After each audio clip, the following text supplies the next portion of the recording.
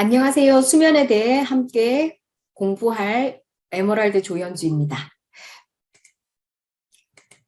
평소와 똑같이 먹고 생활하는데 옆구리살, 허리살, 뱃살이 급격하게 늘어난다. 운동도 하고 근육을 늘리기 위해 애쓰는데 늘지도 않고 오히려 줄어드는 것 같다.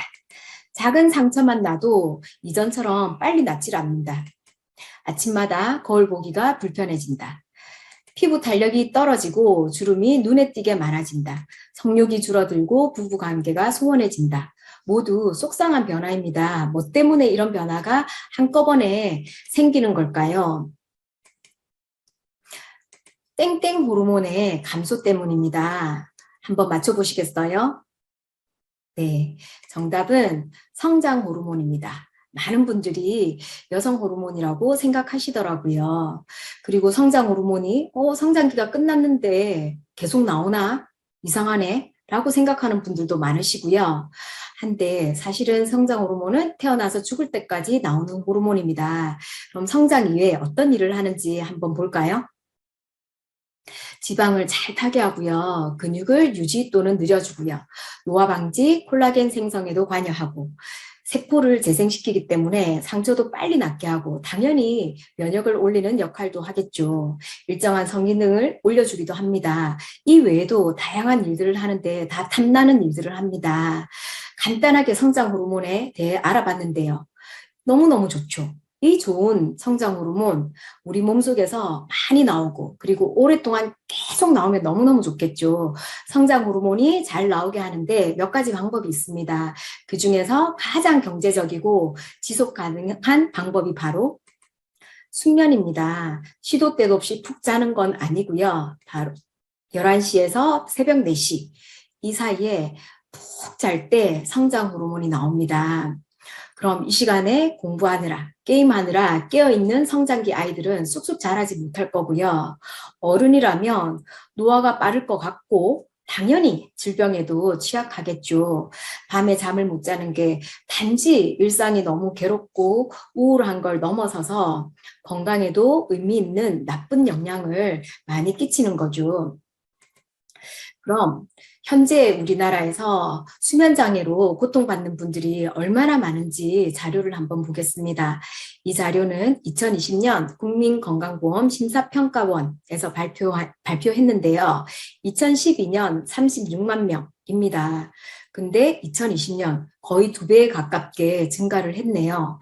2022년 자료는 아직 발표되지 않았지만 굉장히 많이 증가되었을 걸로 많은 전문가들이 예측합니다. 게다가 이 통계는 병원에 가서 진료를 받은 분들의 숫자이기 때문에 수면 유도제나 수면제 부작용 또는 내성이 두려워서 병원에 가지 않고 그냥 견디는 분들까지 더하며 훨씬 많은 분들이 수면 장애로 고통을 받고 계신 겁니다. 그렇다면 혹시 나도 수면 장애인가 한번 체크해 보겠습니다. 잠들 때까지 15분 이상 걸린다. 잠들기 힘든 증상이 3주 이상 지속됐다. 중간에 2번 이상 깬다. 일어나야 할 시간보다 빠른 시간에 깬다. 잠잘 시간이 다가오면 불안감이 커진다. 낮에 피로감을 많이 호소한다. 이 중에 3개 이상이면 나도 수면장애 환자인 겁니다. 의외로 많이 해당이 되시죠. 게다가 3명 중 2명이 갱년기 여성 또는 남성입니다. 정말 이 심각한 문제인데요. 왜 문제가 크냐면요. 요즘은 빠르면 40대 초반부터 40대 중후반, 50대 초반에는 갱년기가 다 시작이 됩니다. 현재 우리나라 평균 수명을 보면 굉장히 오래 삽니다. 그렇다면 인생의 절반 이상을 불면의 밤으로 굉장히 힘들게 보내게 되는 겁니다. 그래서 숙면을 취하는 게 건강을 위해서 또는 노화 예방을 위해서도 굉장히 중요한 미션이어서 제대로 함께 공부해 보셨으면 좋겠습니다. 수면에 대해서 공부를 해보니 다양한 원인이 있더라고요. 그래서 제가 한 4가지 정도 체크 포인트로 정리를 해봤습니다. 잠을 잘 자려면 이 장기가 아주 튼튼해야 됩니다. 머리 닿으면 바로 자고 누가 업어가도 모를 정도로 푹 자고 꿈도 꾸지 않고 해외여행을 가면 시차 적응도 바로바로 하시는 분들의 이 장기는 굉장히 튼튼합니다. 바로 간입니다. 반대로 간의 피로도가 높은 분들은 잠을 푹 잘 힘도 없는 거죠. 그렇다면 간을 튼튼하고 힘들지 않게 하면 잘 잘 수 있게 되는 거겠죠. 그렇다면 일단 간에 대해서 한번 알아보겠습니다. 간은 500가지 이상의 일을 하는 오장육부 중에서 가장 일을 많이 하는 장기입니다. 그 중에서 해독을 제일 먼저 합니다. 해독을 하고 나면 대사를 하죠. 성장기에는 성장 대사를 하고요. 그 이후에는 대사를 통해서 날씬하게 하고 활력도 줍니다. 그러고 나면 혈액도 만들고 다양한 일들을 합니다. 그 중에 호르몬 조절 기능도 있습니다. 이 또한 잠과 관련된 중요한 기능입니다.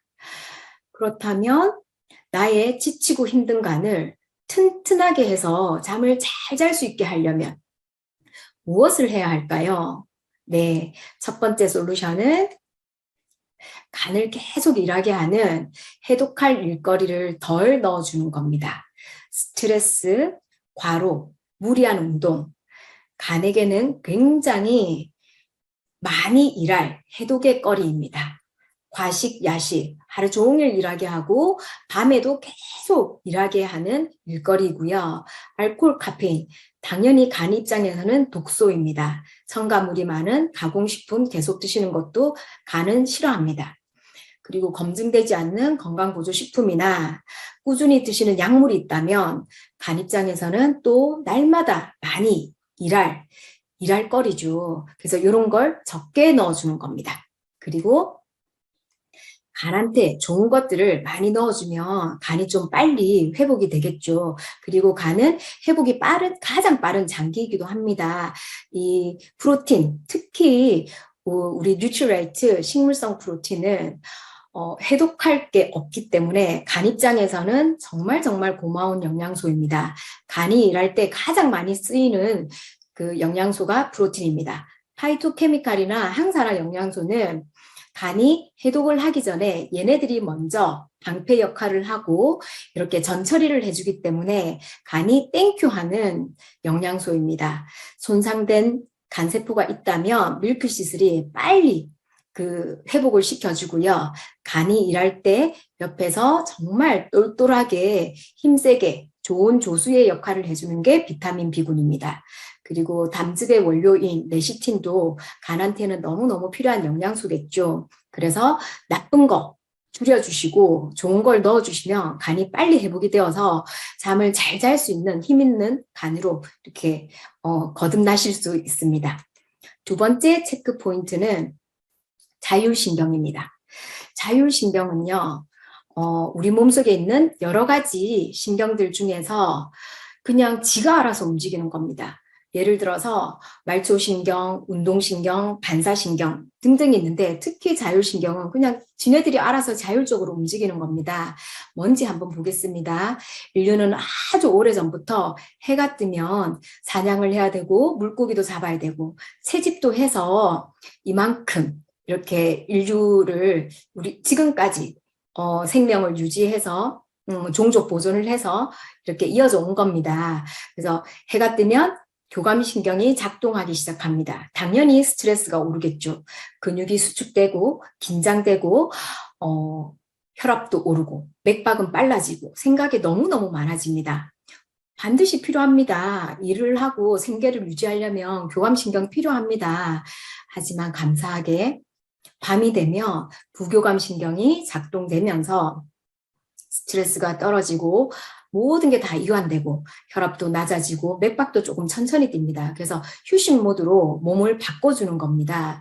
근데 우리 지금 달이 떠도 환하게 생활을 하고 그리고 계속 일을 하거나 식사를 늦게까지 하고 이러기 때문에 부교감신경이 일을 해야 되는데 일을 할 수 없는 그런 환경에 많이 우리가 살고 있죠. 그래서 현대인들이 본인도 모르는 사이에 이런 자율신경실조증이라는 질병을 앓고 있는 분들이 많으세요. 저도 그랬던 것 같습니다.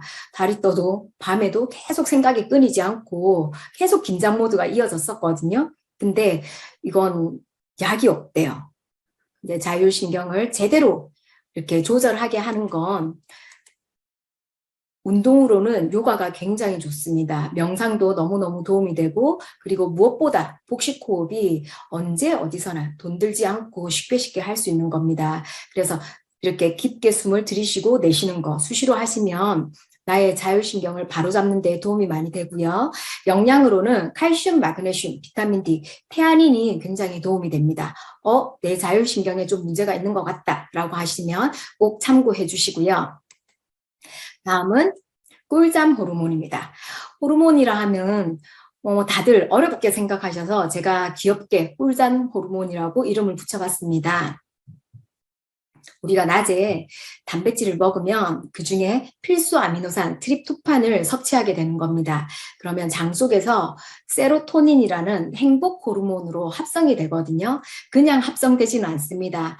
비타민 B9, 즉 엽산을 드시고 비타민 D를 섭취한 다음에 아주 중요한 조건, 햇볕 아래서 30분 이상 걸어주시는 겁니다. 근데 이때 선글라스를 끼고 걸으시면 뇌가 밤인가 해서 세로토닌을 장에서 합성하지 않습니다. 이 까다로운 조건을 꼭 지키시고, 더러 잠을 너무너무 못 주무시는 분들 중에서 장이 굉장히 안 좋은 분들이 있으십니다. 그런 분들은 장 관리를 제대로 하셔서 이 세로토닌이 잘 만들어질 수 있는 환경을 만들어 주시는 것도 크게 도움이 됩니다. 이 세로토닌이 낮에 충분히 만들어지면 밤에 꿀잠 호르몬, 멜라토닌으로 전환이 되는데요. 이 멜라토닌도 쉬운 호르몬은 아닙니다. 빛을 싫어해서 좀 어두워야지 만들어집니다. 그리고 스트레스나 생각이나 걱정을 계속하고 있으면 또 만들어지지 않습니다. 그리고 멜라토닌은 무엇보다 전자기기의 청색광을 너무너무 싫어하기 때문에 청색광이 많아도 안 만들어집니다. 조금 까다롭지만 우리가 공부를 했으니까 이 까다로운 조건을 잘 지키셔서 나의 꿀잠 호르몬 많이 만드는 그런 기적을 한번 맛보시길 바랍니다. 자, 마지막인데요. 요즘에는 수면 클리닉이 의외로 많습니다. 수면 클리닉에서 의사 선생님들이 약물 치료와 함께 많이 병행하는 방법입니다. 인지행동 치료라고 해서, 자, 공부했으니까 이해가 잘 되실 겁니다. 취침 시간과 상관없이 기상 시간을 일정하게 지킨다. 저만 해도 어젯밤에 늦게 잤다. 그러면 아침에 조금 더 자고 싶고, 좀 더 자도 되지 않을까라고 생각하거든요. 근데 이런 원칙을 꼭 지키시고요. 낮에 햇볕 보면서 걷는 거, 세로토닌 만들어져야 되겠죠. 그래서 꼭 지키면 도움이 됩니다. 생각해보니까 저는 이게 가장 어렵겠더라고요. 딱 10일만 모든 카페인을 끊으면 수면장애 환자의 50%가 거의 다 좋아진다고 하거든요. 내가 잠을 못 자서 너무너무 괴로우면 한번 꼭 해보시길 추천합니다. 그리고 저녁에 실내 조명 어둡게 하는 거, 빛 차단하는 거, 이제는 왜 그런지 아시겠죠? 멜라토닌이 만들어지려면 이 정도 노력하셔야 되고요. 취침 3시간 전에 알코올, 음식 섭취, 그리고 운동도 안 하셔야 합니다. 아시겠죠? 간이 힘들어합니다. 간이 쉬어야 되기 때문에 취침 3시간 전에는 이거 다 그만하시고요. 취침 1시간 전부터 모든 전자기기 사용 금지. 멜라토닌 만들어지려면 전자기기 멀리 하셔야 됩니다. 그리고 특히 게임 같은 걸 하시면 교감신경이 계속 작동하기 때문에 그것 때문에도 좋지 않습니다. 마지막 15분 안에 못 자면 침실을 벗어나서 다른 일을 하시는 겁니다. 의외로 이것도 많이 힘들어하세요. 나는 자야 돼, 나는 자야 돼, 계속 자야 돼 하면서 침대에서 뒹굴뒹굴 어떻게 버티시는데요. 침대는 잠자는 곳, 침실은 그냥 쉬는 곳, 잠을 자는 곳, 휴식하는 곳 아니고 잠을 자는 곳이라고 생각하시고 잠이 안 오면 그냥 나가셔서 독서를 하신다든지 영화를 보신다든지 그런 다른 행동을 하시면 도움이 많이 된다고 합니다. 자, 제가 4가지 포인트로 수면에 대해서 설명을 해드렸는데요.